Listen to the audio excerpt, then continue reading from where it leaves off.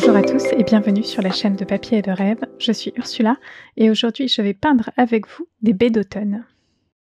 Et encore une fois, ce n'est pas une photo que j'ai prise à Barcelone, puisque je pense que vous le savez, à Barcelone, on n'a pas vraiment un automne aussi joli qu'un peu plus au nord. Il n'y a pas vraiment de belles couleurs chaudes, donc c'est un petit peu triste peut-être, mais au moins on a la douceur et le soleil encore qui reste, donc au moins je profite de ça. Mais du coup, j'ai dû un peu, regarder dans ma bibliothèque de photos pour trouver, cette petite photo que j'aime beaucoup, avec des couleurs ultra chaudes, de baies, d'automne. Et cette photo est un petit peu particulière parce que l'arrière-plan est assez blanc et il y a une réflexion, sur un lac et c'est par ça que je vais commencer mon aquarelle. C'est pour ça que j'ai mouillé le haut, à droite de mon image pour que, les couleurs, soient très, très floues à cet endroit-là et j'applique une sorte de vert un petit peu froid avec quelques touches, un peu plus chaudes. Cette, zone-là va rester vraiment très, très floue. C'est, juste mon arrière-plan. C'est vraiment juste pour donner les bases de l'ambiance de cette image. Donc cette photo, c'est, juste, quelques branches avec des feuilles, très, très jaunes, où on a quelques baies très, très rouges et le reste est vraiment, très blanc, très fondu. Il y a beaucoup de couleurs chaudes ici, et c'est pour ça qu'on va peut-être essayer aussi de trouver un contraste avec certaines couleurs froides pour faire ressortir les couleurs chaudes encore plus chaudes. Mais je vais garder quand même mon arrière-plan relativement blanc sur la partie haute puisqu'on a, cette ambiance de nuages. Il y a de la lumière mais il n'y a pas vraiment de soleil et du coup, l'arrière-plan est vraiment très, très blanc. La lumière est assez blanche. Donc c'est une photo que j'ai prise, à Stockholm, pendant un jour d'automne lors d'une de mes balades, près, du jardin botanique et je me souviens qu'il faisait très, très froid ce jour-là, mais on ne va pas ressentir ce froid, dans mon image parce que je veux vraiment mettre l'accent sur les couleurs chaudes et vous voyez là, j'applique, du de la laque jaune de manière assez généreuse parce que ça va être un peu, la couleur qui va lier tous les éléments, sur, cette, aquarelle. Pour mon pinceau, j'utilise un gros pinceau plat, j'essaye d'avoir des traits assez, nerveux, je ne cherche pas à avoir des aplats, très lisses, des couleurs très, très lisses pour l'instant. Je préfère avoir des coups de pinceau, même si, ils continueront à se voir jusqu'à la fin, ça ne me dérange pas. Je trouve que ça a un petit peu plus d'expression parfois de voir les traits de pinceau, d'avoir vraiment des marques, sur le papier. Ça a peut-être aussi un petit peu plus de personnalité. Mais en tout cas, je ne cherche vraiment pas ici à tout fondre tout le temps. J'essaye vraiment d'avoir des marques un petit peu plus définies. Et il va y avoir aussi un contraste qui va se former d'une autre manière sur ma page, c'est-à-dire que le haut de ma page va être, des couleurs sur un fond très clair, mais le bas de ma page va être des couleurs claires sur un fond très foncé, on a donc du coup un contraste qui va se former et ici je commence à appliquer quelques couleurs foncées. Pour ça j'utilise, de la sodalite véritable, mélangée avec du rouge oxyde transparent. C'est 2 couleurs qui granulent énormément et j'aime beaucoup, beaucoup les utiliser, surtout en automne, parce que je trouve que ça apporte une texture très intéressante et ça va, donner un petit peu, cet aspect de terre, ça va donner un petit peu cet aspect de nature qui est en train, de juste de mourir, de dépérir et je trouve que ça ajoute aussi beaucoup à l'ambiance. Donc j'essaie de poser cette, couleur foncée entre les zones, de laque jaune que j'ai déjà posées. Alors bien sûr, la laque jaune n'a pas eu le temps de sécher, donc il va y avoir des petites fusions, mais j'essaye toujours de, protéger, les zones où j'ai déjà mis du jaune et éviter de trop rajouter de couleurs foncées dans ces zones-là. Mais, t vous allez voir, tout est en train de se fondre un petit peu, mais on a quand même les zones qui sont bien définies. Et pour l'instant, les couleurs sont encore relativement claires. Je suis juste au début de ma première couche. Je vais rajouter des couleurs foncées par la suite, mais je vais prendre un petit peu mon temps pour voir vraiment exactement, les endroits où je souhaite des couleurs plus foncées et pour ça, j'ai besoin de juste construire mon image petit à petit. Je prends mon temps. Et j'ai maintenant changé de pinceau pour un pinceau qui est, très récent. Vous l'avez déjà vu, lors, de mes directs. Je l'ai utilisé, ces derniers temps, mais là, c'est la première aquarelle que je peins avec, ce pinceau. Donc c'est un pinceau de la marque, Silver Brush. C'est la même marque que mon petit pinceau en forme de dague et c'est un pinceau absolument formidable. Je l'adore. Je pense que j'aurais dû l'acheter il y a bien longtemps parce qu'il est exactement, ce dont j'avais besoin. Alors c'est un pinceau qui est un petit peu particulier. Vous savez que généralement j'utilise plutôt, des pinceaux, en fibres synthétiques, même si j'ai aussi quelques pinceaux en fibres naturelles.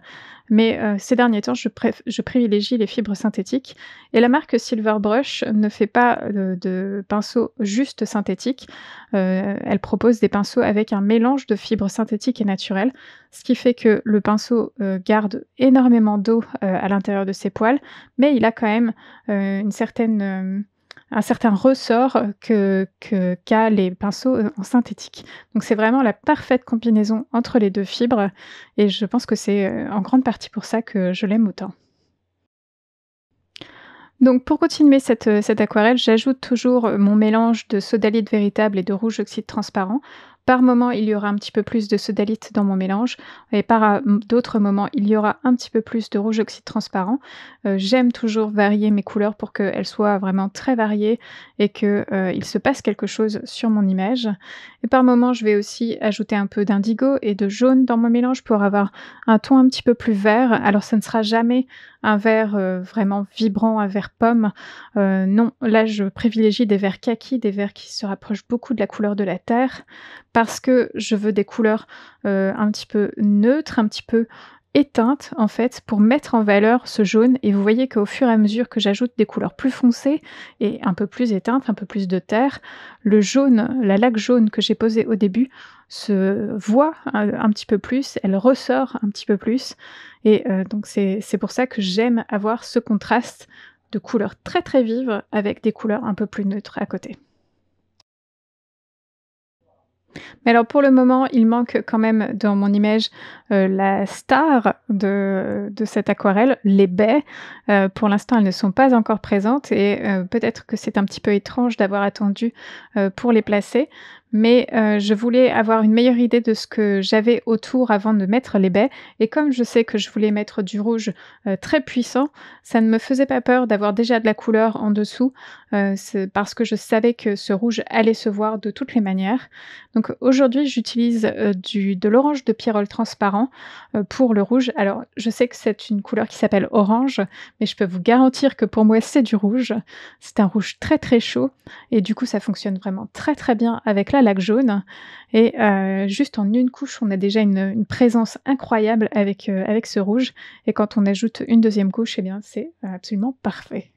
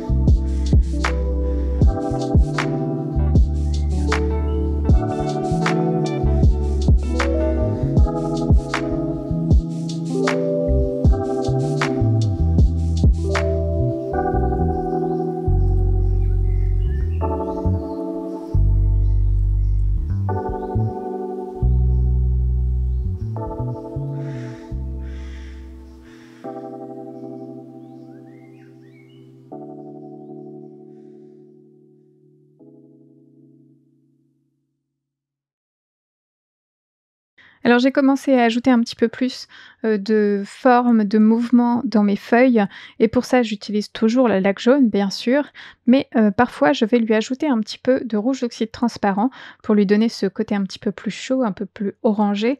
C'est, 2 couleurs qui se mélangent très bien et j'aime assez mettre cette laque jaune qui est donc une couleur très, très lisse avec, le rouge d'oxyde transparent qui est une couleur qui granule. Quand les 2 sèchent ensemble, il y a des jolies, jolies textures qui se passent et je trouve que c'est vraiment un mélange très, très intéressant. Donc je me sers un peu, de ce mélange orangé pour, donner du volume aux feuilles ou en tout cas une première idée de volume. Le Ça va venir encore par la suite et pour leur donner un petit peu plus de présence aussi. Alors j'ai attendu que les premiers coups de pinceau que j'ai fait sur mon papier aient un petit peu séché avant d'appliquer, les 2 troncs que je viens juste, d'appliquer parce que je voulais qu'ils ne se fondent pas trop dans l'arrière-plan et j'avais donc besoin d'attendre un peu que cet arrière-plan sèche, se pose pour, ajouter, cette couleur sombre. C'est toujours mon mélange de sodalite et de rouge oxyde transparent. Mais comme la zone est encore un tout petit peu humide et bien, la couleur va se, fondre un tout petit peu. Ça va fuser un tout petit peu, juste ce qu'il faut pour, qu'on ait, cette impression que cet arbre est un petit peu plus loin que, les feuilles. Mais ça reste toujours très visible qu'il y a bien 2 troncs et quelques branches à cet endroit-là. En fait, j'utilise un petit peu le même principe qu'en photographie. Tout ce qui est, dans mon premier plan sera très, très net et plus on s'éloigne, vers, l'arrière-plan, plus les éléments sont flous. Donc cet arbre est un peu flou et la berge derrière est encore plus floue. C'est assez rare que je prenne autant de temps dans une première couche. On est à un peu plus de 12 minutes et j'ai encore des choses à faire dans cette première couche et d'ailleurs je vais, accentuer les zones sombres parce que vous voyez que, il y a toutes les couleurs sont un petit peu au même plan. Il n'y a que le rouge qui ressort parce que c'est vraiment une couleur qui, détonne complètement, à côté des autres couleurs. Mais j'ai besoin d'augmenter les contrastes, pour qu'on puisse voir un petit peu mieux les feuilles et c'est un petit peu le moment idéal pour le faire parce que, je veux encore beaucoup de douceur tout de même dans cette, 1re couche, même si, je veux qu'il y ait des traits de pinceau bien marqués. J C'est un petit peu le moment pour ajouter les couleurs les plus sombres, pour avoir une meilleure idée des contrastes.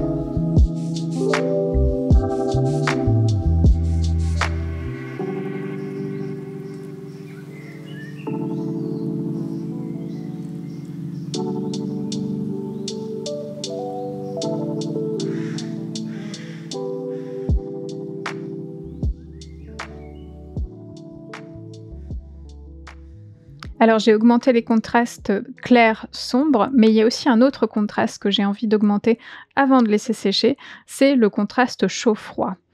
Alors mes feuilles, les baies, la terre, les tiges sont toutes avec des couleurs plutôt chaudes et je voudrais mettre ces couleurs chaudes en avant en appliquant une couleur un peu plus froide, aux alentours de ces couleurs chaudes et pour ça, j'utilise le gris océan, qui est une couleur assez particulière, un petit peu opaque, mais qui est vraiment très jolie et qui s'applique extrêmement bien sur le papier. C'est vraiment une couleur que j'aime beaucoup, travailler et du coup, je la place, un petit peu lourdement au début, sur certaines zones, surtout les zones qui sont un petit peu plus proches de la rive. J'essaye d'éviter d'en mettre vraiment dans le bas de mon image parce que dans le bas de mon image, c'est plutôt la terre à cet endroit-là et cette couleur va apporter juste le petit contraste qu'il faut, pour, rendre les feuilles jaunes, encore plus chaudes et donner vraiment une ambiance très particulière à cette aquarelle. Je vais faire encore quelques petites, rectifications de couleurs par-ci par-là avant de laisser sécher, mais ma première couche est essentiellement terminée. J'aime assez, tous les contrastes qui ont été, montés petit à petit lors de cette, 1re couche et même si ça ressemble à un gros bazar pour l'instant, je trouve que mon aquarelle part dans la bonne direction tout de suite et ça me fait plaisir parce que je sais que, je vais arriver à quelque chose de très intéressant et qui va me plaire. Donc il est temps de poser mes pinceaux et de laisser, sécher cette aquarelle complètement avant, d'attaquer la suite.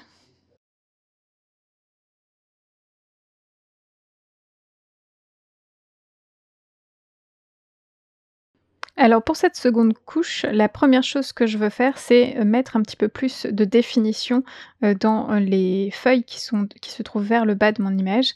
Elles sont peut-être un petit peu, perdues, on ne sent peut-être pas, la façon dont elles sont accrochées, les unes aux autres et je veux corriger un petit peu ça.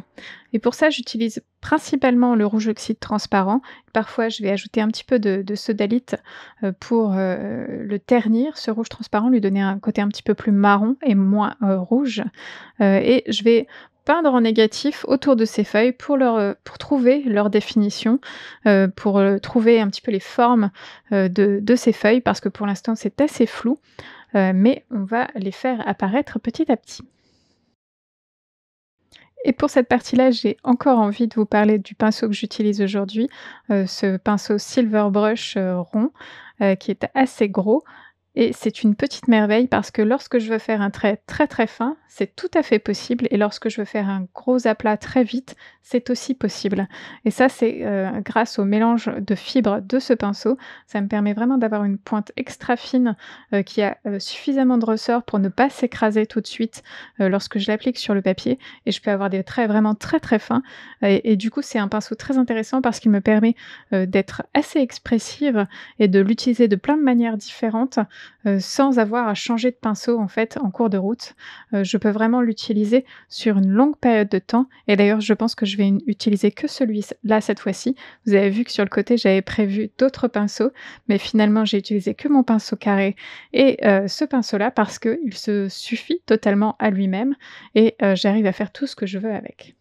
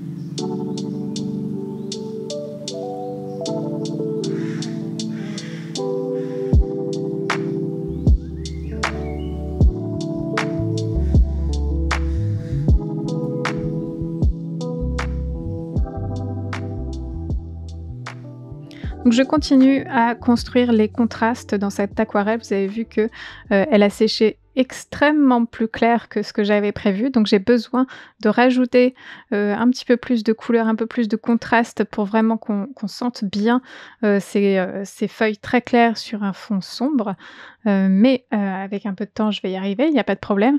On le sait tous que l'aquarelle sèche plus clair, mais des fois, on se fait quand même un petit peu surprendre. Mais surtout, j'essaye de suivre ma première couche lorsque j'applique une couleur. Donc c'est-à-dire que si j'applique une couleur, plus foncée vers le bas de mon aquarelle, par exemple, je vais l'appliquer avec, du rouge oxyde transparent et de la sodalite, parce que c'est les couleurs qui étaient déjà existantes à cet endroit-là. Et ici, je suis dans une zone où il y a un petit peu plus de ce gris océan et donc je vais utiliser ce gris océan en plus pour rester vraiment dans les tons de ma première couche et respecter, ces premiers éléments qui ont été placés, dans ma première couche. Et encore une fois, dès que j'applique ces couleurs un petit peu plus froides autour de couleurs chaudes, on sent tout de suite qu'il y a un petit peu plus de couleurs chaudes dans mes jaunes.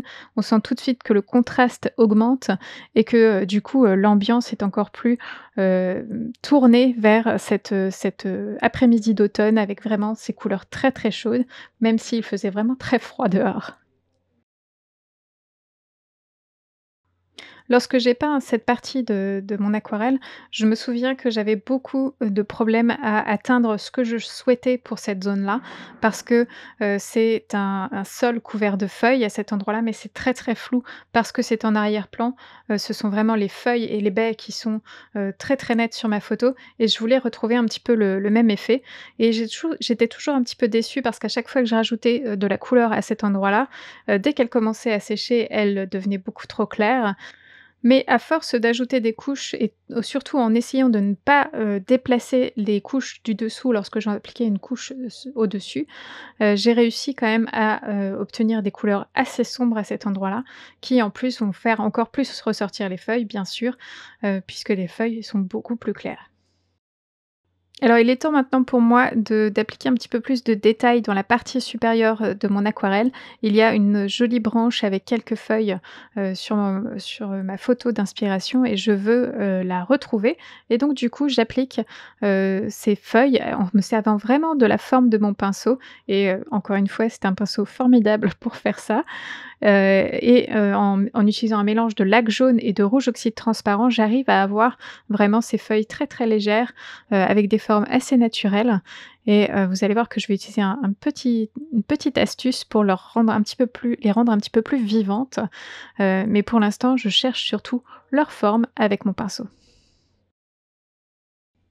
Alors une fois que j'ai trouvé toutes mes formes de feuilles et qu'elles sont toutes, sur le papier, je vais utiliser, une couleur un petit peu plus sombre, donc un petit peu plus de rouge oxyde transparent dans mon mélange et peut-être, une pointe de sodalite, mais vraiment pas beaucoup, et je vais infuser, cette couleur à toutes les intersections, des feuilles en fait et ça va leur donner tout de suite beaucoup de volume, ça va les rendre vraiment beaucoup plus vivantes parce que la tige de toute façon est un petit peu plus sombre lorsqu'on regarde, ce genre de feuilles avec la tige et du coup juste cette petite astuce de laisser infuser quelques gouttes de couleur à cet endroit-là, va juste faire la bonne liaison entre la feuille et la tige.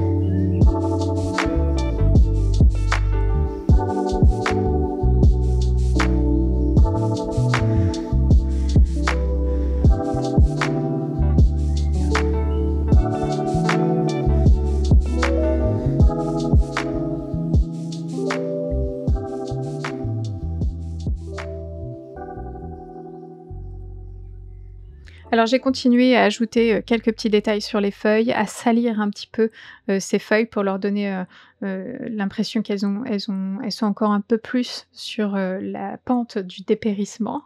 Et pour ça, j'utilise toujours le rouge oxyde transparent qui est la couleur vraiment la plus adaptée pour ça parce que c'est la couleur parfaite pour l'automne et même si c'est une couleur, qui granule et on peut peut-être, s'inquiéter de la façon dont elle va sécher, je trouve que ça fonctionne vraiment très, très bien ici et ça ajoute encore un petit peu plus de caractère. Mais maintenant, il est temps de, s'attaquer à ces fameuses baies qui ont presque disparu finalement, vu que toutes les autres couleurs autour ont été, augmentées et du coup, le rouge de ces baies avait presque disparu, mais avec une deuxième couche, elles réapparaissent sans problème et je vais réutiliser un petit peu la même astuce que ce que j'ai fait pour, certaines feuilles. Je vais infuser, de la couleur un peu plus sombre à certains endroits, de ces baies, pour leur donner plus de volume, pour faire apparaître aussi, le petit, trognon, de ces baies, pour les lier aussi à la tige et tout ça ensemble, ça va leur donner un petit peu plus de vie. Et je vais aussi en profiter pour ajouter quelques petites, taches un peu plus sombres à d'autres endroits, des feuilles pour, juste donner un petit peu plus de contraste, mais de manière beaucoup plus, concise, beaucoup plus précis, et ça va aussi ajouter un petit peu de vie, dans mon aquarelle et donner un petit peu plus de peps à certains endroits qui étaient peut-être, un petit peu ternes, mais juste cette petite pointe de contraste va rendre ces éléments un petit peu plus vivants. Et en ajoutant ces baies vraiment très rouges, je me suis rendu compte que peut-être le coin en bas à droite était peut-être un petit peu léger en couleur et que, un peu plus de couleur sombre à cet endroit-là serait le bienvenu et pour ça donc j'utilise toujours le même mélange, la sodalite véritable avec le rouge oxyde transparent. C'est vraiment, ma couleur de base pour tous les marrons, sur cette aquarelle et c'est un ensemble qui fonctionne vraiment très bien et qui ajoute, aussi de la texture en arrière-plan puisque ce sont 2 couleurs qui granulent très fortement et du coup, ça va juste rééquilibrer un petit peu cette zone et surtout aussi la réchauffer parce que je trouvais que, il y avait peut-être un petit peu trop de couleurs froides qui étaient descendues par ici. Donc rééquilibrer avec un petit peu plus de rouge oxyde transparent, me permet de corriger un petit peu, ce petit déséquilibre. Et j'en suis vraiment à la partie, équilibre en fait dans cette aquarelle. C'est un petit peu les dernières modifications que je fais, généralement sur une aquarelle. C'est vraiment corriger les derniers petits points, d'équilibre qui me semblent, nécessaires. Donc, parfois je vais rajouter une couleur un peu plus sombre pour augmenter les contrastes. Mais vous allez voir un petit peu plus tard que je vais aussi rajouter, encore ce gris océan à certains endroits pour ajouter des couleurs froides à côté des couleurs chaudes et pour donc faire ressortir ces couleurs chaudes encore plus chaudes. C'est vraiment une aquarelle que j'ai beaucoup aimé, peindre. Alors je ne sais pas si c'était le sujet ou le fait que je découvrais aussi ce pinceau et du coup, ça m'a, vraiment boostée, pour utiliser ce pinceau parce que j'ai trouvé que tout se passait très, très bien avec.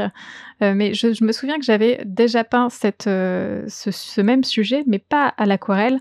J'avais peint à la gouache et c'est une de mes gouaches préférées dans mon carnet, de croquis et je me souviens que ça avait été assez difficile à peindre parce qu'il y avait tout cet arrière-plan très, très clair et par d'autres endroits très, très foncé et c'était peut-être un petit peu difficile de trouver le bon équilibre, mais je pense que dans cette aquarelle, j'ai, réussi. En tout cas, je suis très satisfaite de cette image.